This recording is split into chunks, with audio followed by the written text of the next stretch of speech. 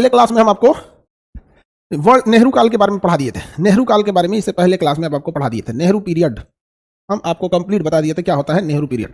ठीक है, आज उसके आगे पढ़ाना है, नेहरू पीरियड के आगे पढ़ाना है। देखो आज हम लाइट भी ठीक करा दिए, आज लाइट हम ठीक करा लिए हैं, खूब बढ़िया। आगे 2 लाइट मार दिए हैं, अब तुम देखोगे भभकेगा आदमी, अब गड़बड़ नहीं होगा। अब 2 ट्यूबलाइट मार दिए हैं आगे, अब इसमें पूरा ठीक है ना।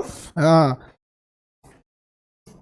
चलिए, अब हम इससे पहले क्लास में जो हम आपको बताए थे IC 814 IC, अरे गोर नहीं रे बैल कहीं का, सारा खेल लाइट का है, आगे लगवा दिए हैं। IC 814 जो विमान हाईजेक हुआ था उसको हम लोग समझते हैं। देखिए नेपाल कहाँ गया,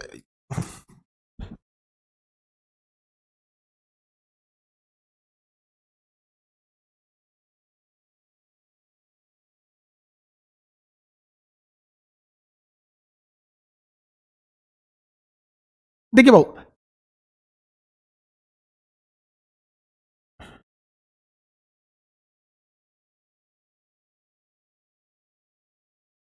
चलिए बाबू अब आगे बढ़ते हैं हम लोग। एक विमान दुर्घटना हुआ हमारे यहाँ, हाईजेक हुआ, दुर्घटना तो नहीं कहेंगे, हाईजेक हो गया। वो काठमांडू से हाईजेक हो गया। काठमांडू नेपाल में है और नेपाल से हमारा एयर इंडिया का जहाज हाईजेक हो गया। एयर इंडिया का जहाज हाईजेक हो गया, समझा गया कि नहीं आ गया? एयर इंडिया का जहाज हाईजेक हो गया। अब समझो ध्यान से, ये जहाज कैसे हाईजेक हुआ। अब पाकिस्तान इसमें इन्वॉल्व था, तालिबान वाले, अफगानिस्तान में जो तालिबान वाले थे, तो तालिबान वाले जो थे वो इधर थे, अफगानिस्तान में थे। पाकिस्तान के आतंकवादी संगठन जो थे सब, उन्होंने लाहौर से फ्लाइट पकड़ा और पाकिस्तान क्या किया, उनको हथियार चेकअप नहीं किया बल्कि बैग में हथियार छोड़ दिया। उनके बैग में हथियार छोड़ दिया, बैग में ही हथियार छोड़ दिया। ये चले गए कंधार, हथियार लेके चले गए कंधार, कंधार कह रहे हैं काठमांडू। काठमांडू में जब ये पहुंचे तो काठमांडू एयरपोर्ट को ये लगा कि ये लोग लाहौर एयरपोर्ट से तो आ ही रहे हैं, अब इनकी दोबारा सिक्योरिटी क्यों चेक की जाए। दोबारा सिक्योरिटी पहले नहीं चेक होती थी, एक ही एयरपोर्ट से दूसरे में जाएंगे तो सिक्योरिटी क्यों चेक की जाए, तो इसलिए वो यहीं रह गए। और यहां से भारत में एक जहाज आ रही थी एयर इंडिया की, एयर इंडिया की जहाज में वो लोग बैठ गए। एयर इंडिया के जहाज में जब वो लोग बैठ गए तो उनको इजीली एक्सेस मिल गया, क्योंकि काठमांडू को लगा कि ये लोग तो पहले से एयरपोर्ट में हैं, जब लाहौर से आ रहे हैं तो लाहौर से तो चेक होकर ही आ रहा होगा, इनको क्यों चेक किया जाए। और ससुरा अंदर अंदर हथियार लेके एयर इंडिया के जहाज में बैठ गए। अब एयर इंडिया की जो जहाज थी वो दिल्ली के लिए चली, जब हवा में आई, जैसे नेपाल का एरिया क्रॉस की उड़ गई, तो इन्होंने हथियार निकाले और हाईजेक कर दिया जहाज को हाईजेक कर दिया। एक व्यक्ति था जिसकी नई नई शादी हुई थी, एक 2 हफ्ते शादी की हुए रहे होंगे, वो लोग घूमने गए थे, हनीमून पे गए थे बेचारे नेपाल। रिपन कटियार नाम था उसका, उसकी वाइफ के सामने उसको चाकू मार दिया सब, यहाँ चाकू मारा सब ना। 2 घंटे बाद बेचारे की मृत्यु हुई थी, पूरा ब्लड गिर के, ताकि तड़पते रहे सब लोग, देखे कोई इंसान कुछ कर ना सके। रिपन कटियार, समझा गया कि नहीं आ गया? रिपन कटियार जो था बेचारे, उनकी मृत्यु हो गई, उनकी आत्मा को भगवान शांति दे। और पूरा विमान हाईजेक कर लिया और कहा कि इस विमान को तुम लाहौर ले चलो, इस विमान को तुम कहां ले चलो, लाहौर ले चलो। तो उन लोगों ने कहा कि लाहौर तक का फ्यूल नहीं है। पायलट इतना समझदार था कि पायलट ने कहा कि लाहौर नहीं जा सकती है, उतना फ्यूल लेके नहीं भरा गया है। तो कहा कि कितना भरे हो, तो कहा कि अमृतसर तक जा सकता है, अमृतसर के बाद फ्यूल लेना पड़ेगा। तो इस जहाज को अमृतसर में रुकवाया गया। अमृतसर में जब ये जहाज रुका तो अमृतसर में जहाज 2 घंटे तक रुका। भारत के विशुद्ध बैल पुलिस अधिकारी, उस समय के भारत के विशुद्ध बैल पुलिस अधिकारी या सुरक्षा में लगे लोग, उन लोगों ने यहां कुछ नहीं किया 2 घंटे तक। 2 घंटे तक इस जहाज में फ्यूल नहीं भरे। जानते हैं क्यों बैल साहब? उनका कहना था कि पायलट कह रहा था कि फ्यूल नहीं है। अरे भैया, पायलट के खोपड़िया पे बंदूक तल्ले है और वो झूठे बोल रहा है ATCC, we have no fuel, please refuel, please refuel. वो क्या कह देगा, ए फ्यूल है, ये आतंकवादिया की वजह से ना हम बोले हैं कि फ्यूल नहीं है। विशुद्ध बैल सब, कुछ नहीं किया सब। अरे बैला सबको चुपचाप काठमांडू एयरपोर्ट पे फोन करता सब कि जहाज में पहले कितना फ्यूल था और कितना फ्यूल बाद में भरा गया। समझा? उस समय कॉकपिट खुल जाता था, 1999 की बात है, 1999 की बात है, कॉकपिट खुल जाता था। कॉकपिट को बना गया 2001 के हमला के बाद, कॉकपिट को लॉक करने की व्यवस्था रखा गया। समझा गया? अब बताइए, 2 घंटा तक जब फ्यूल नहीं भरा गया तब आतंकवादियों को डाउट हो गया कि कुछ ना कुछ कर रहे हैं सब। ये बताओ, 2 घंटे तक जहाज में फ्यूल नहीं भरा। अरे फ्यूल भरने के बहाने आता, ध्यान से समझो, फ्यूल भरने के बहाने आता, जब जहाज खड़ी रहती है ना तो उसका AC बंद कर दिया जाता है। हालांकि जैसे पटना जैसे एयरपोर्ट में, पटना एयरपोर्ट तो है नहीं, उस तरह एयरपोर्ट के नाम पे धब्बा है, वो एक तरह का समझो बस अड्डा है। समझा गया कि नहीं? पटना एयरपोर्ट नहीं, बस अड्डा है। उससे अच्छा पटना का बस स्टैंड है, पटना एयरपोर्ट से अच्छा पटना का बस स्टैंड है। अभी बन रहा है, रनवे नहीं बन रहा, मेन चीज रनवे होता है वो तो बन ही नहीं रहा, बस अड्डा बन रहा है वहां पे। लेकिन पटना एयरपोर्ट के कर्मचारी बहुत अच्छे हैं। हम तो बहुत एयरपोर्ट पे गए, लेकिन हमको बहुत अच्छे, चाहे वो CISF के जवान हो या फिर सिक्योरिटी में लगे हो, चेकिंग में लगे हो, या फिर जो भी स्टाफ हो, या फिर कैटरिंग में हो, हर तरह का हमको सबसे अच्छा पटना एयरपोर्ट पर लगता है। घर में बैठे हम, बहुत सही लगता है, कम भी है, भागा दौड़ी भी कम है। अब समझो ध्यान से, वहां पे बड़े एयरपोर्ट पे क्या होता है, जैसे दिल्ली जैसे एयरपोर्ट पे, कि जहाजों का इंजन जो होता है वो तो बंद ही होता है। जहाज में एक एक्स्ट्रा इंजन होता है जिसे APU कहते हैं, जिससे वो AC चलाता है। बट वो APU बहुत ज्यादा फ्यूल खाता है, तो AC चलाने के लिए जहाज में अलग से AC की सप्लाई दी जाती है। जैसे दिल्ली एयरपोर्ट पे आप उतरिएगा ना तो पायलट AC बंद कर देगा, तो नीचे से धोधर एगो एसी का हवा छोड़ेंगे सब, ठंडा हवा। तो एसी नहीं चलेगा, लेकिन एयरपोर्ट से ही एक पाइप आई रहेगी जो जहरिया में जोड़ देगा, खूब ठंडा हवा छोड़ेगा। तो जब तक आप दिल्ली एयरपोर्ट पे खड़े हैं ना, जहाज उड़ नहीं रही है, तब तक आपको ठंडा हवा एयरपोर्ट के माध्यम से आएगा वहां से। अभी बताओ मित्रों, आप बताओ कि उस ठंडे हवा में बेहोशी का हल्का सा गैस मिला के अगर हम लोग छोड़ देते तो उस जहाज में आदमी भी बेहोश हो जाता, कॉकपिट में पायलट भी बेहोश हो जाता, और आतंकवादी चचा वो भी बेहोश हो जाते, चाचा भी बेहोश हो जाते।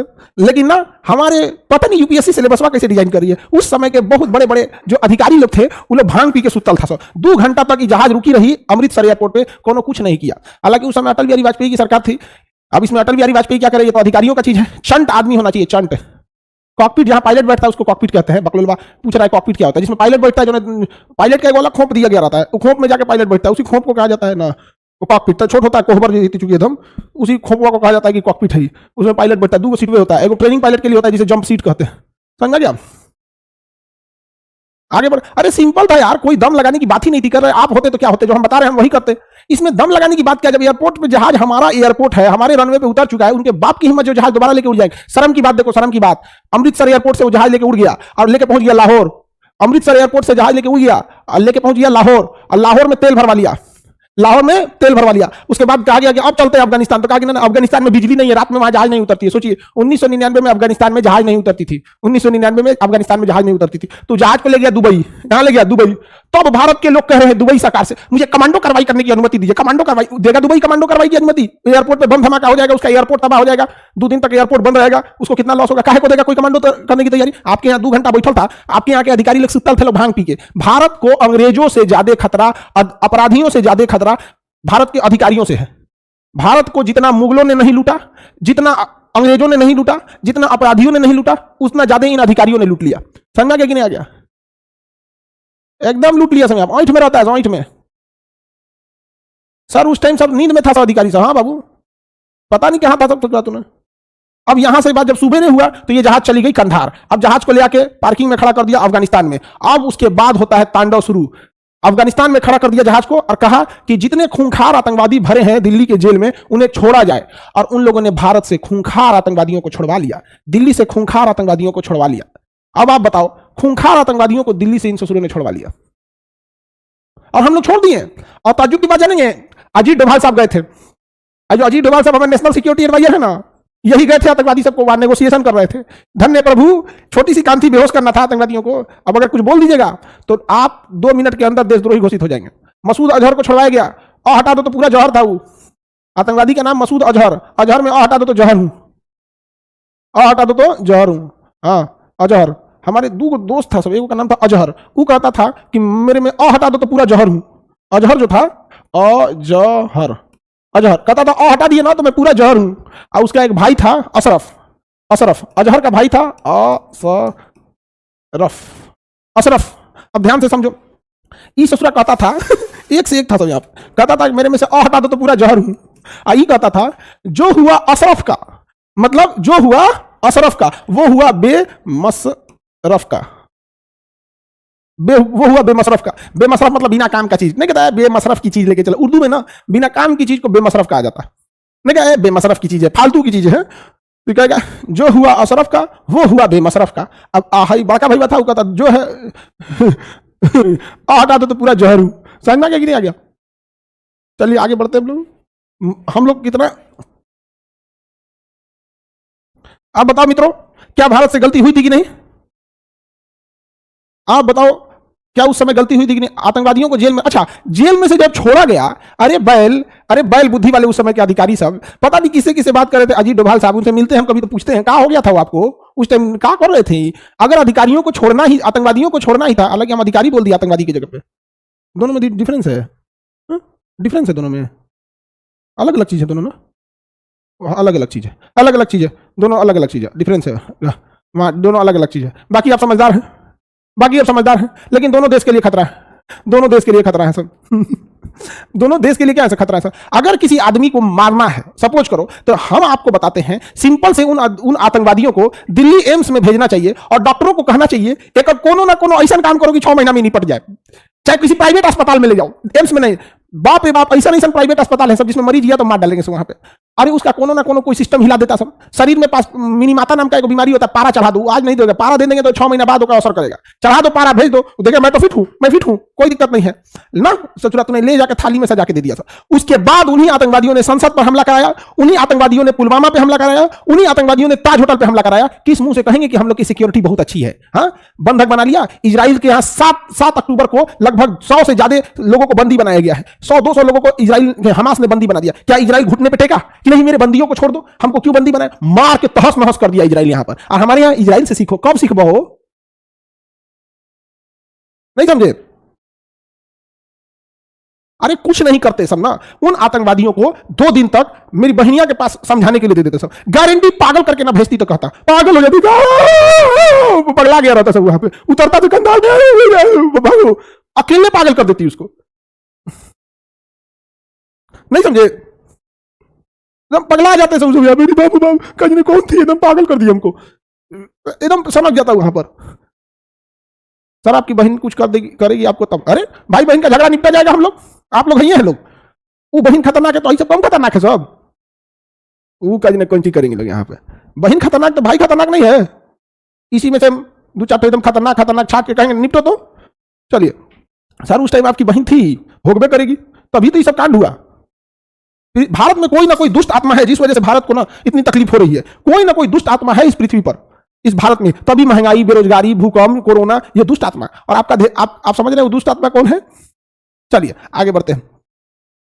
सर आपकी बहन के हिसाब से तो 1999 में देश आजाद ही नहीं हुआ था। हाँ ये भी बात है, मेरी बहन के हिसाब से तो उस समय देश ही आजाद नहीं हुआ था।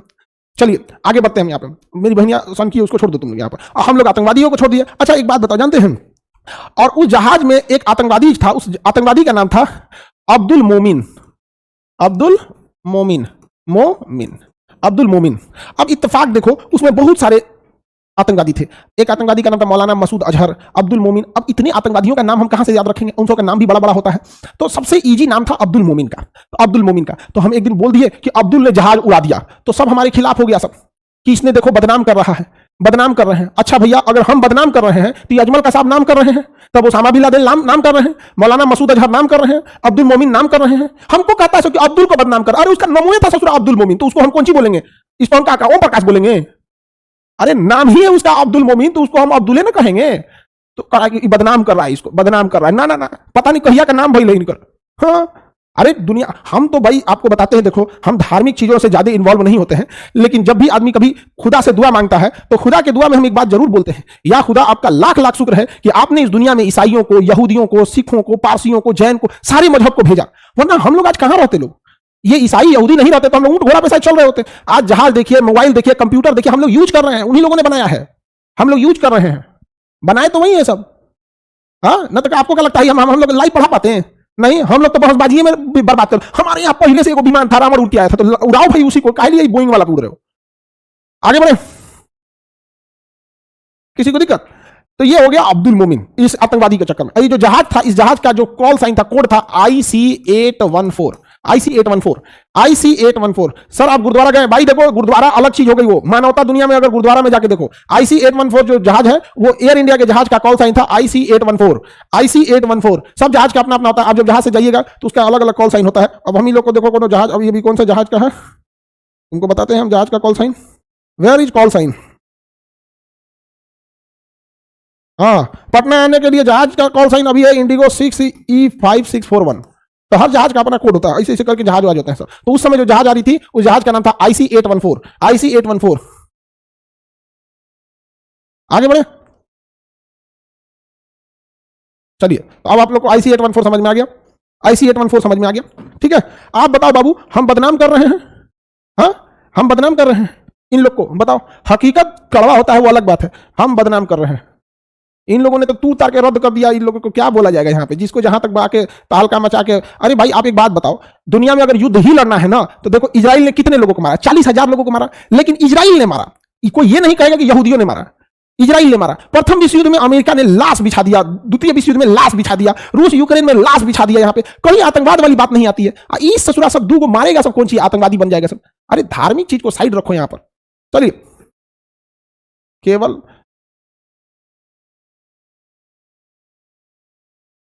आगे बतलाते हैं। IC-814 हाईजैक खत्म हो गया, समझ में आ गया। बड़े जहाजों को जब किडनैप किया जाता तो हाईजैक कहते हैं। अभी एक तो कोई इंडिगो की फ्लाइट जो बनारस जा रही थी, कहां जा रही थी, उसमें कोनो झूठे हल्ला कर दिया।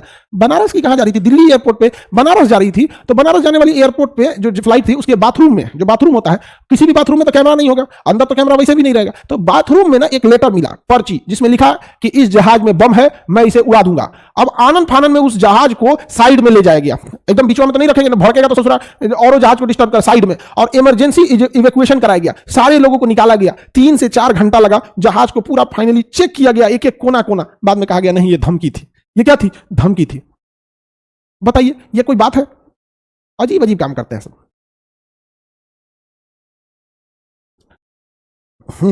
तो ये हमने समझा दिया।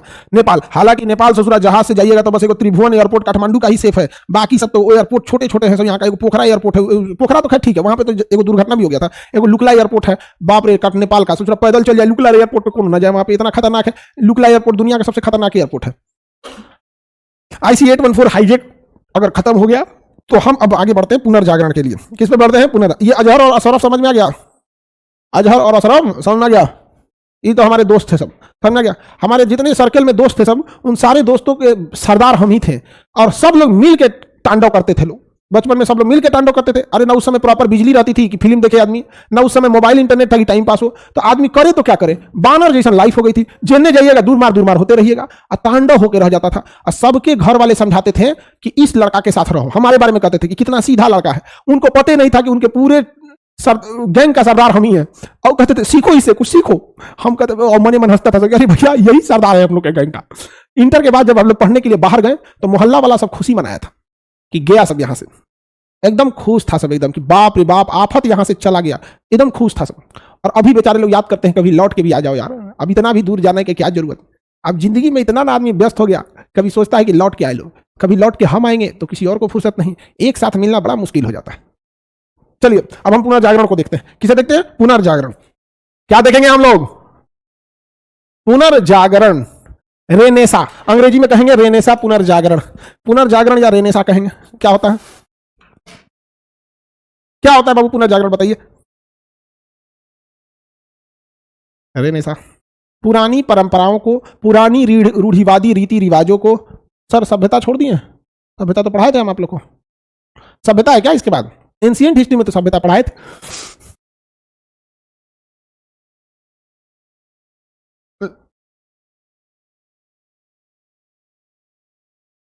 देखिए तो बाबू, सभ्यता आप लोग का मटेरियल में है, सभ्यता तो हम पढ़ाए भी थे।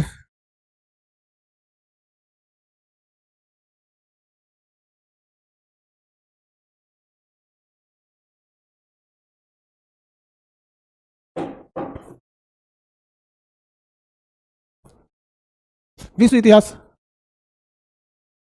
रीति रिवाज क्या? तो चलिए हम पढ़ाई देते हैं। तो आपको सभ्यता पढ़ाना है? सभ्यता पढ़ाना है तो सभ्यता ही पढ़ा देंगे जी। सभ्यता, मिस्र की सभ्यता। तो चलिए हम लोग देखते हैं कौन सी? मिस्र की सभ्यता। मिस्र की सभ्यता अपने रसायनों के लिए प्रसिद्ध थी। एंशिएंट हिस्ट्री में मिस्र की सभ्यता देखते हैं पहले। तो मिस्र की सभ्यता किस चीज के लिए प्रसिद्ध थी? रसायनों के लिए थी। मिस्र के सभ्यता के लोग बहुत ज्यादा डेवलप थे। मिस्र जो था वो नील नदी के किनारे, आपको पता है मिस्र किस नदी के किनारे है? नील नदी के किनारे, जिस कारण मरुस्थल होते हुए भी मिस्र में जो था वो लोग रह सकते थे। मिस्र की सभ्यता की 2 विशेषता थी। यहाँ के राजा को फिरौन कहा जाता था, और बहुत शक्तिशाली और बहुत घमंडी राजा होता था। यहाँ पर फिरौन कहा जाता था शक्तिशाली राजाओं को, यहाँ के फिरौन। अब अंग्रेजों ने कहा, अब फिरौन जो था मिस्र की सभ्यता के राजा को फिरौन कहा जाता था। फिरौन किसी एक आदमी का नाम नहीं है, वो लकब है। लकब मतलब होता है कि जो भी राजा बनेगा फिरौन कहलाएगा। काहिरा राजधानी है। अब अंग्रेज जो है सब सबको बढ़िया से नाच दिया सब। उन्होंने देखा कि कुरान में भी चर्चा है फिरौन की, और मुसलमानों की सभ्यता उसके आसपास है फिरौन में यहाँ पर। तो उसने क्या किया ना, क्योंकि मुसलमान लोग ज्यादा अलग अलग भाषा में गए नहीं, पूरी दुनिया में अपना छाप तो छोड़े नहीं यहाँ पे, लेकिन अंग्रेजों ने तो पूरी दुनिया में छाप छोड़ दिया। तो उसने अपनी किताबों में फिरौन का नाम को फैरो लिख दिया है। फिरौन को नाम क्या लिख दिया? फैरो लिख दिया, फैरो। उसका मुसलमान भी कंफ्यूज रहता है, यार ये कुरान में जो फिरौन देखे थे, जो हदीस में फिरौन पढ़े हैं, ये वही है? ये यार ये तो फैरो क्या लिख दिया, यार लगता है दूसरा है। कंफ्यूजन में है यहाँ पे। और उन्हीं फिरौन वगैरह का बनाया हुआ है पिरामिड। क्या है? पिरामिड बनाया हुआ है। अब अगर वहां देखेंगे मिस्र वगैरह में, तो वहां पे इस्लामिक परंपरा के हिसाब से देखेंगे तो वहां कई पैगंबर आए थे, हजरत नूह आए थे, मूसा अलैहिस्सलाम आए थे। अब ये इस्लामिक धर्म है, इस्लामिक स्कॉलर उसको समझेंगे लोग। हम लोग यहाँ पे फिलोसफी नहीं देख रहे हैं लोग, इस्लामिक स्कॉलर लोग को पता होगा यहाँ पर, समझा गया कि नहीं आ गया? वो लोग इस चीज को बताते होंगे। आका जी ने कैसे बताते हैं लोग कि दुनिया को पता नहीं चला आज ले। चलिए ध्यान से समझते हैं। तो वहां पर ये मिस्र की सभ्यता में पिरामिड होता था, राजा का कब्र होता था, उतना बड़ा बड़ा होता था, राजा का कब्र होता था, पुराना होता था। सब पढ़ाए हैं सर ये। हाँ बाबू, ये तो हमको भी पता, हम पढ़ा दिए थे इसको। आप लोग एक बार दोबारा चेक कीजिए, हम इसको पढ़ा दिए शुरुआत में ही, विश्व की प्राचीन सभ्यताओं में।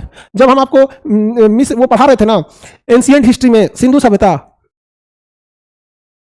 सिंधु सभ्यता में ही पढ़ा दिए थे। हो गया है सर ये, सिंधु सभ्यता में हम इसे पढ़ा दिए थे, एंशिएंट में ही पिरामिड वगैरह का था, सिंधु सभ्यता में पढ़ा दिए थे, हमको याद है।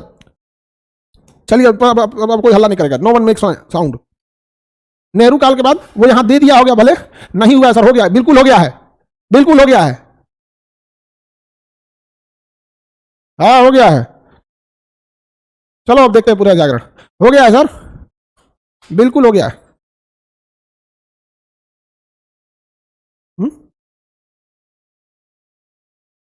ऑनलाइन विद्यार्थी लेक्चर नंबर 7 देख लीजिएगा, हो गया है, कंप्लीट हो गया है लेक्चर नंबर 7, रिकॉर्ड में है यहाँ पे A to Z, lecture number 7। चलिए पुनर्जागरण को देखते हैं, सब लोग अच्छे से रेडी हो जाइए। जैसे पुनर्जागरण पढ़ते हैं वहां से शुरू हो जाता है वर्ल्ड हिस्ट्री। सर कब आ रहे हैं? कल आ रहे हैं, कल आ रहे हैं, बिल्कुल हम कल आपके बीच उपस्थित हो जाएंगे। यस सर, हो गया, हाँ हाँ, सिंधु सभ्यता के बाद हुआ था, वेरी गुड। हाँ सर बहुत गर्मी पड़ रहा है, बाप रे बाप, गर्मी तो इतना मत पूछिए, वो गर्मी पड़ रहा है, सोचा लग रहा है दहिया आर पार हो जाएगा एकदम। सर अभी आप कहां पे हैं? अभी हम आपको क्या बताएं, अभी हम हैं एशिया महाद्वीप में। चलो अब ध्यान से देखते हैं हम लोग। पुनर्जागरण का अर्थ होता है दोबारा नए सिरे से जाग उठना, दोबारा नए सिरे से जाग उठना, जिसे हम कहते हैं पुनर्जागरण। पुरानी चीजों को छोड़कर नए सिरे से किसी चीज की शुरुआत कर देना पुनर्जागरण कहलाता है। पुरानी चीजों को छोड़कर नई चीजों को शुरुआत कर देना पुनर्जागरण कहलाता है। क्या कहलाएगा? पुनर्जागरण कहलाएगा। पुनर्जागरण में आप लोग का सबसे जीता जागता एग्जाम्पल आपको मिलेगा। कोरोना से पहले लोग शिक्षा को उतना ध्यान नहीं दिए थे, कोरोना से पहले लोग शिक्षा को उतना ध्यान नहीं दिए थे, लेकिन कोरोना के बाद लोग शिक्षा पे ध्यान देने लगे। यहाँ पर कोरोना के बाद लोग किस पे ध्यान देने लगे? शिक्षा पर ध्यान देने लगे। तो एक तरह से कह सकते हैं कि ऑनलाइन शिक्षा का पुनर्जागरण कब हुआ? कोरोना के बाद। ऑनलाइन शिक्षा का पुनर्जागरण कब हुआ? कोरोना के बाद। कोरोना के बाद ऑनलाइन शिक्षा का पुनर्जागरण हो गया। समझ गया? बकलोलिया जानकी देवी, तुम अगवा बैठ के टिकोरा खाओ, वहां बैठ के अल्लाह हराओ तक करते रहो यहाँ पे। बकलोलिया कहीं का, तुमको सुबह सुबह टिकोरा खाना है वहां बैठ के? तो कौन का टिकोरा दिया है जी? रखो उसको, बकलोल के करना बुझा रहा है, सुबह सुबह खाएगी उसको यहाँ पे। तो कौन दे रहे टिकोरा? देख रहे हो लोग, घरे उसका जूस निकाल के आग में भून के उसको पियो, लू नहीं लगेगा। ले आके टिकोरा खाएगी, 75 कोना का मुंह बनाएगी, बकलोल कहीं की। चलो, टिकोरा क्या होता है? आम का बच्चा, आम जब नाबालिग होता है ना, वोट डालने लायक नहीं होता है, तो उसको टिकोरा बोला जाता है बिहार में उसको। बताओ ऑनलाइन शिक्षा का पुनर्जागरण कब हुआ? आफ्टर कोरोना, 2020 के बाद, 2021-22 में ऑनलाइन जो था, ऑनलाइन शिक्षा का विस्तार जो हुआ था, ऑनलाइन शिक्षा का विस्तार, ये ऑनलाइन शिक्षा का विस्तार हुआ कब? After corona. ये बहुत तेजी से हुआ। इसी तरह आप देखिएगा भारत में पुनर्जागरण कब हुआ? जब राजा राम मोहन राय का समय चल रहा था। राजा राम मोहन राय के समय बहुत सारी चीजों में सुधार हुआ, जैसे सती प्रथा का अंत हुआ, पर्दा प्रथा का हुआ, ये सब चीजों का बहुत ज्यादा अंत हुआ। यहां पर समझ में आ गया कि नहीं आ गया? तो जब भी समाज जो होता है वो किसी पुरानी चीजों को छोड़ के नई चीजों की ओर जाने लगता है, किसी के कहे पर विश्वास न रख के अपने दिमाग से सोचने लगता है, तो उसी को कहा जाता है पुनर्जागरण। उसी को क्या कहा जाएगा? पुनर्जागरण। अभी महिला लोग जरा ध्यान से समझना, तो पुनर्जागरण में अगर किसी महिला के पुरुष की पति की मृत्यु हो गई है, तो पुरुष सब अपनी सत्ता स्थापित करने के लिए, पुरुष सब अपनी सत्ता को स्थापित करने के लिए, यह दिखाने के लिए कि पुरुष ही महान है, पुरुष बिना महिला का जीवन किसी काम का नहीं है, 20 गो नियम कानून लगा देगा। और खुद देखो, ताज्जुब की बात क्या है, महिला ही उसे शामिल करेगी कि किसी शुभ काम से पहले विधवा का शक्ल मत देखो, देखो ध्यान से देखना, ये सब लगा देगा। ये चीज नहीं कर सकती है, पूजा पाठ में उसको नहीं बैठा सकते। क्या ऊपर वाला कभी किसी असहाय के साथ ऐसा अन्याय करेगा? ऊपर वाला कहेगा कि मेरे पूजा पाठ तुम शुरुआत नहीं कर सकती हो, सुहागन ही शुरुआत करेगी। जब सुहागन कर सकती है तो उसके बाद वो भी कर सकती है यहाँ पे। तो ये बहुत बड़ा एक महिलाओं के ऊपर सत्ता स्थापित करना है कि भले आपका पति बिस्तर पे घसीटे, उठीक, समाज में आपका इज्जत है, घसता है उठीक, लेकिन जिस दिन पति नहीं है, आप ध्यान दीजिएगा गौर से, वो जितनी रीति रिवाज आएंगे वो सारे रीति रिवाज इसी को ध्यान में रख के है कि पुरुष अपनी सत्ता को स्थापित कर सके यहाँ पर। और महिलाएं इसी को मानती हैं। महिलाओं को इस पर आवाज उठाना चाहिए कि भाई किसी पूजा पाठ में 9 गो 10 गो विधवाओं को बैठना जरूरी है। समझा गया कि नहीं आ गया यहाँ पे? लेकिन ना, अभी भी वहां पुनर्जागरण की जरूरत है, अभी भी जरूरत है पुनर्जागरण की। वहां पे अपने लेके झेलेंगे लोग, उसका कहेंगे पुरुषवादी सत्ता है। अरे जहां मिला वहां तो आपको मिलवे नहीं किया। बिहार में आधा पंचायत महिलाओं को दिया गया, तो घर में बैठल है लोग। जो आपको मिला उसका यूज करना सीखिए ना। आधा मुखिया है तो पति उनका मुखिया बनने लगा, जब अधिकार दे दिया गया तो उसका यूज नहीं कर रही है लोग यहाँ पर। तो समझिए ध्यान से, तो पुनर्जागरण का मतलब होता है पुराने रीति रिवाजों को छोड़कर नए सिरे से नए ढंग से किसी चीज को जीना पुनर्जागरण कहलाता है। हम लोग में पुनर्जागरण हुआ था राजा राम मोहन राय के समय हुआ था, और ईश्वर चंद्र विद्यासागर थे, या फिर उस समय आपके स्वामी विवेकानंद थे, लॉर्ड कैनिंग के समय में ये समय चल रहा था पुनर्जागरण का। पुनर्जागरण का 1833 से 1853 के बीच का ये जो समय था, यानी 1857 की क्रांति के जस्ट पहले का जो समय था, वो पुनर्जागरण का काल कहला रहा था। 1857 की क्रांति के बाद तो एकदम भयानक क्रांति हो गया। तो हम लोगों में जो पुनर्जागरण हुआ वो बड़ी देर से हुआ। हम लोग में पुनर्जागरण जो होता है वो 1833 से लेकर 1853 के बीच में जबरदस्त पुनर्जागरण को देखा जाता है। इस दौरान अगर आप गौर से देखिएगा तो बहुत सारे ऐसे असामाजिक व्यवस्थाएं थी जिसे हम लोगों ने छोड़ दिया। विधवा पुनर्विवाह को लागू कर दिया, सती प्रथा को अंत कर दिया। आप लोग थोड़ा कल्पना कीजिए कि किसी महिला को जब जिंदा जलाया जाता होगा तो उस समय क्या लगता होगा उसको, कितना भयानक था। यहाँ पर बाल विवाह होता था, महिलाओं की उम्र 12-13 साल की उम्र में विवाह हो गया। यहाँ पर इतना जल्दी विवाह करना चाहिए किसी महिला का, वो क्या कर पाएगी, कुछ नहीं कर पाएगी। तो पुरुष जानबूझ के क्या करते हैं ना कि कम पढ़ी लिखी महिला को लाते हैं। आप गौर कीजिएगा ना, जानबूझ के, ताकि उसके ऊपर सत्ता स्थापित कर सके। और महिला सब देखिएगा, महिला अगर सपोज कीजिए कि अगर जितना पढ़ी है ना तो से ऊपर का पुरुष देखेगी। आपके जितनी लड़कियों का नौकरी हो जाएगा ना, कोई में इतना हिम्मत नहीं कि बेरोजगार लड़का से ब्याह करके जीवन भर गुजार दे। वो करबो ना करेगा, वो बेरोजगार लड़का सब लोग नहीं करेंगे। लोग है कोई लड़की इसमें जो बेरोजगार से ब्याह करे नौकरी के बाद? नहीं करेगी लोग कोई। अब ये करा देंगे। कौन है बबनी? जानकी देवी तुम्हारे बगलिया में कौन है? हाथ उठा रही है उधर, ये हाथ उठाइए तुम्हारे दाहिने, देखो तो ये कोई लड़का तैयार है? अब ये करा देते हैं हम। ये हाथ उठा रही थी, अब ये करा देते हैं हम। आज देखो लड़का सब खड़ा क्यों हो रहा है? सब तैयार हो गया। अरे बाप रे बाप, हाँ सर, हाँ सब तैयार हैं यहाँ पे। अरे बाप बाप, चलिए अब ध्यान से समझते हैं हम लोग। तो पुरुष अभी भी ना पुनर्जागरण, हम लोग में पुनर्जागरण क्या हो गया? बहुत देर से हुआ। हम लोग में पुनर्जागरण बहुत देर से हुआ। सर पूरी पूरी भुजिया हम बनवा देते हैं। हाय देखो, हाय भोज का भी तैयारी कर लिया हो। अब अंग्रेजों के समय जो पुनर्जागरण था 12वीं सदी में हो गया था। अंग्रेजों के समय जो पुनर्जागरण था वो कब हो गया था? 12वीं सदी में ही उनके समय में पुनर्जागरण हो गया। हम लोगों में पुनर्जागरण का जो समय आया था बहुत देर से पुनर्जागरण हुआ, जिस वजह से भारत को बहुत ज्यादा क्षति हुई। पुनर्जागरण की शुरुआत इटली से हुई थी। पुनर्जागरण की शुरुआत कहां से हुई? इटली से हुई। बताइए, कहेगा कि 12वीं सदी में पुनर्जागरण की शुरुआत कहां से हुई? तो कहां से होगी? कहां बताइएगा बाबू? इटली से बोलिएगा। कहां से होगा? इटली के। इटली के किस शहर से? फ्लोरेंस शहर से। बताइए इसकी शुरुआत, पुनर्जागरण की शुरुआत कहां से हुई? इटली के फ्लोरेंस शहर से हो गई थी। अब बात यहां यह आएगा कि यदि आप मेंस लिखने बैठे हैं बीपीएससी वगैरह में, तो उसमें यदि पूछ दिया कि इटली से ही पुनर्जागरण क्यों हुआ था तो आपको जवाब देना पड़ जाएगा। अब चलिए हम लोग समझते हैं कि जो पुनर्जागरण हुआ था ये आखिर इटली से ही क्यों हो गया था। तो ध्यान से अगर दुनिया का नक्शा को देखिएगा तो 12वीं सदी तक दुनिया इसी इर्द गिर्द घूम रही थी। अभी अमेरिका वगैरह की खोज नहीं हुई थी, तो दुनिया इसी के इधर उधर घूम रही थी। और ये शहर है इटली। इटली का अगर आप ज्योग्राफिकल लोकेशन देखिएगा ना तो ये गजब लोकेशन पे आपको इटली मिलेगा। इटली में क्या है, यहां से अफ्रीका के लोग भी इटली को कनेक्ट कर सकते हैं, एशिया के लोग भी कनेक्ट कर सकते हैं, और यूरोप के लोग भी कनेक्ट कर सकते हैं। तो ये चारों ओर से जाके कनेक्ट है इटली। जहां पे भी आप गौर से देखिएगा, जहां ज्यादा लोगों का आवागमन होगा वहां कई तरह के भोजन देखने को मिलेंगे, कई तरह के व्यंजन देखने को मिलेंगे, कई तरह के कपड़े अलग अलग रहेंगे। साउथ इंडियन का कपड़ा अलग, नॉर्थ इंडियन का कपड़ा अलग। दिल्ली में आके देखिए ना, अलग अलग भोजन है, अलग अलग कपड़ा है, अलग अलग विचारधारा है। तो यहाँ के लोग ओपन माइंडेड होंगे यहाँ पर, और किसी चीजों को जल्दी रूढ़िवाद नहीं करेंगे। क्यों? क्योंकि उन्हें आदत है इस चीज को देखने की कि यार मेरे कपड़े अलग हैं, उसके कपड़े अलग हैं, तो उसको नहीं बोलेगा। देखेगा कि हमारा खाना अलग है, उसका खाना अलग है, तो कहेगा कि हाँ भाई तुम्हारी मर्जी, तुम खा सकते हो। देखेगा कि हमारे बात करने की भाषा अलग है, उसकी भाषा अलग है। तो बचपन से ही उस चीज को देखा है कि जरूरी नहीं कि दो व्यक्ति एक ही विचार से सोचे। तो धीरे धीरे जब वो व्यक्ति बड़ा होगा ऐसे जगह पे, तो वो एक्सेप्ट कर लेगा, तो भाई तुमको जो करना है करो, हमको जो करना है करो। लेकिन यदि एक ही जगह एक कंजर्वेटिव रहेंगे तो आपने तो बचपन से देखा ही नहीं, एक जैसा खाना, एक जैसा कपड़ा, एक जैसा रीति रिवाज। तो अगर कोई उसमें आपको ज्ञान देने की बात करेगा ना तो आप उसको कहेंगे ढेर सिखाएगा रे, ढेर सिखाएगा तुम, समझा कि नहीं गया? आप गुस्सा हो जाएंगे। इटली में ऐसा नहीं हुआ, चारों ओर से लोग यहां आने लगे, चारों ओर से आने लगे यहां पर, जिस वजह से इटली के लोगों की विचारधाराएं बढ़ने लगी और वो लोग ना थोड़े से लिबरल होने लगे। भाई तुम्हें जो करना है करो, यहां पे कोई दिक्कत नहीं। जैसे आप बिहार में देखिएगा तो राजनीति के लिए मार हो जाता है, होकरा मार देगा, इसको मार देगा, हाई पार्टी अच्छी, वो पार्टी अच्छी। आज भी बिहार में राजनीतिक पुनर्जागरण की बहुत कमी है। दिल्ली में आके देखिएगा, किसको वोट देना का, तुम्हें जो मन करा दे दो, मेरे को जो मन। दिल्ली में ऐसे ऐसे घर है। बिहार में पूरा वोट जो होता है कोई व्यक्ति का नहीं है। आप गौर कीजिएगा कि पूरा घर उठ के एक ही व्यक्ति को वोट देता है।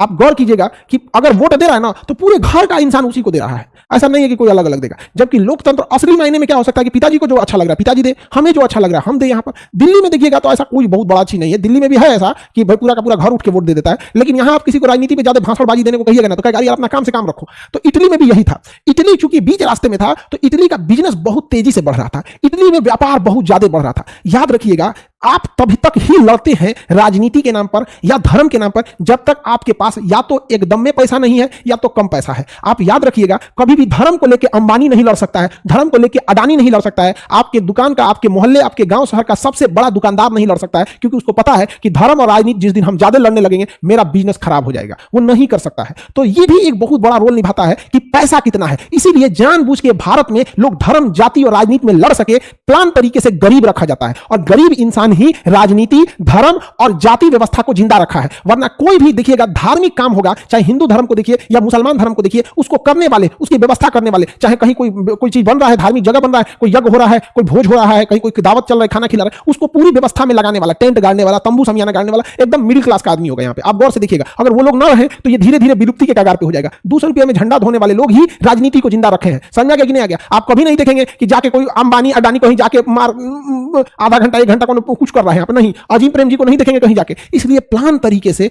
लोगों को उलझाया जा सके। याद रखिएगा, जब तक गरीबी ज्यादा है तब तक ही धर्म, राजनीति और जाति की लड़ाई है। आप गौर से देखिएगा, आपके मोहल्ले में या आपके शहर में कोई ऐसा एरिया होगा जहां 10-5 अमीर घर के लोग रहते होंगे, 10-5 अमीर घर के लोग रहते होंगे। उस एरिया में ना कोई वोट मांगने भी नहीं जाता होगा। पटना में आप गौर से देखिएगा तो कंकड़बाग का एरिया, डॉक्टर्स कॉलोनी, ये सब एरिया वीवीआईपी एरिया है। यहां जाके देखिए तनी कोई रोड शो कर दे, चाहे जाके कोई वोट मांग दे, गेट भी नहीं खोलेगा, कोनो गेट ही नहीं खोलेगा। समझा कि नहीं? झंडा घेरवा देता नहीं, रैली में बुला के लेके चल जाए। पटना की बात कर रहे हैं, नहीं। तो जानबूझकर गरीब रखो ताकि लोग धर्म, जाति और राजनीति में बटे रहे। सब अमीर इंसान को ना आप धार्मिक रूप से लड़ा सकते हैं, ना जाति पे लड़ा सकते हैं, ना राजनीति पे लड़ा सकते हैं। बोरिंग रोड में, हाँ बाबू, बोरिंग रोड में तो और भगा देगा, भाग यहाँ से।